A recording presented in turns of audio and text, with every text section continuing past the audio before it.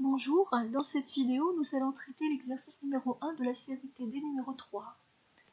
L'exercice nous dit « Utilisez la méthode de résolution propositionnelle pour montrer si la formule C est une conséquence logique des formules A et B, où A égale à P implique P ou Q, B égale à non R et C est égal à non Q implique non P. »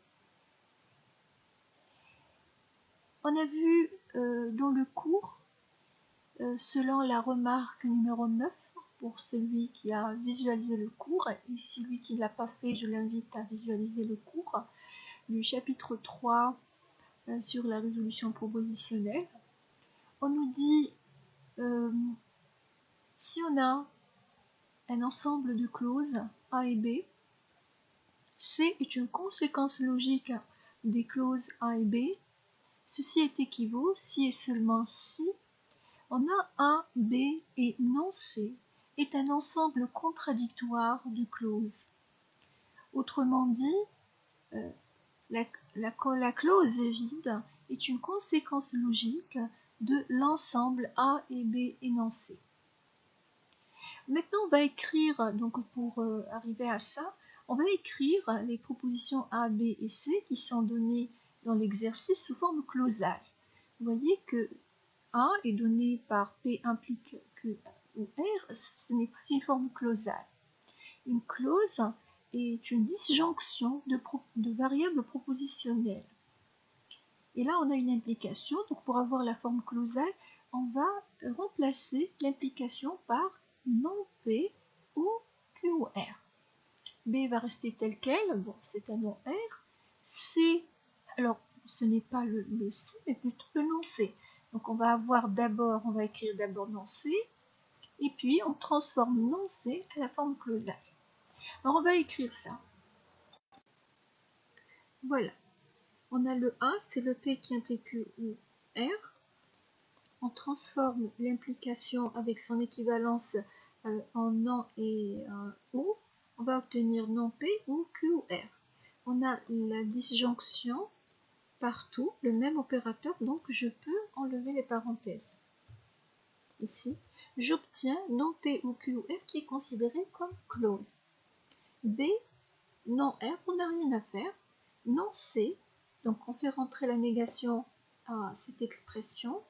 On va obtenir, donc avant de faire rentrer la négation, parce que comme ça avec l'implication, je ne peux pas distribuer cette négation sur l'implication. Je transforme d'abord l'implication, donc j'aurai double négation ici, c'est non de non Q qui me donne Q ou non P.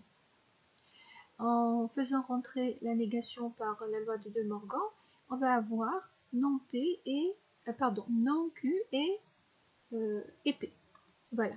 Ici, on arrive à deux clauses parce que ce et ici me donne la première clause et la deuxième clause. Pour expliquer ça, il faut revoir le cours. Dans l'ensemble contradictoire de clauses, on dit on a un ensemble contradictoire de clauses A, B et énoncé. En fait,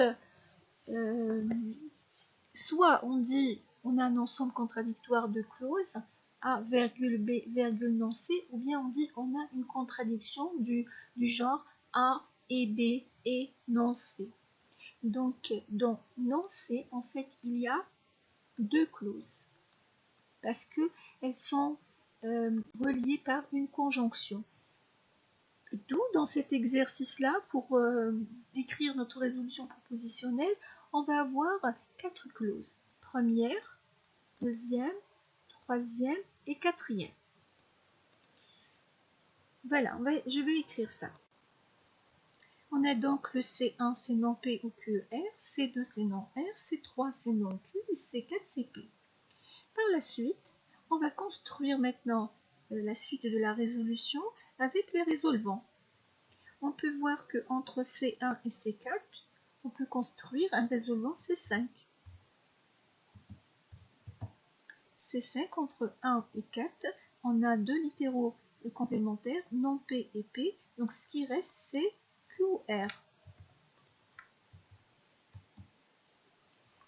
en C6, qu'est-ce qu'on peut avoir comme résolvant en C6? On regarde entre C3 et C5, on a deux littéraux complémentaires, non Q et Q, et je vais avoir donc R. Donc en C6, on va avoir R.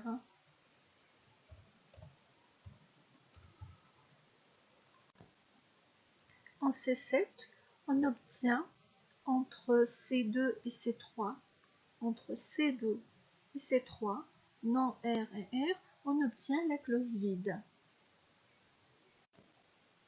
Donc, C est une conséquence logique de A et B.